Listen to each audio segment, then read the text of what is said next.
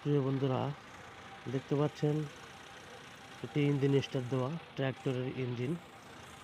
এই ট্র্যাক্টরের ইঞ্জিন দিয়ে দেখেন সাইলেন্সার দিয়ে ধোঁয়া আসতেছে এবং মোবিল আসতেছে। এটি টার্বো ইঞ্জিন, মোবিল আসতেছে, সেই সাথে সাদা ধোঁয়া আসতেছে। দেখবেন সাদা ধোঁয়াগুলো।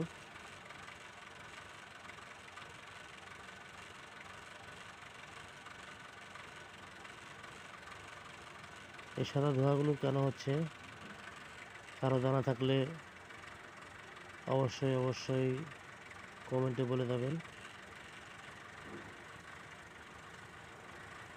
তো সবাই ভালো থাকবেন, সুস্থ থাকবেন, শুভকামনা রইল।